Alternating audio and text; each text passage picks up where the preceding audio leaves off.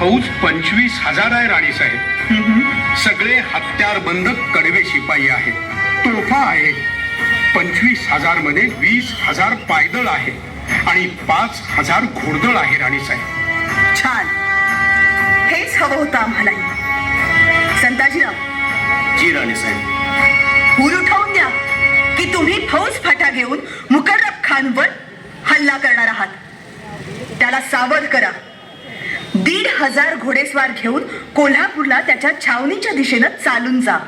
25,000च्या फौजेवर हल्ला करण्यासाठी फक्त 1,500? हाय का आता परत तुमचं 25चा पाडा? बाईसाहेब सांगायला तेवढा ऐका की गुमान. हल्ला करायचाच नाही पंत, फक्त चालून जायचं. मुकर्रब खवळून उठेल. शंभू राजांसारख्या वाघाची शिकार करून चेव चढलाय त्याला. संताजीरावांच्या फौजेवर तो त्याच धुंदीत चालून येईल. तो समोरून आला की संताजीराव तुम्ही माघारी फिरायचं. राणीसाहेब. हो, आणि पळ काढायचा.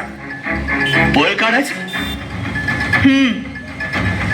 तुम्हाला पळताना बघून त्याला आणखी चेव चढेल आणि मुकर्रब तुमचा पाठलाग करेल.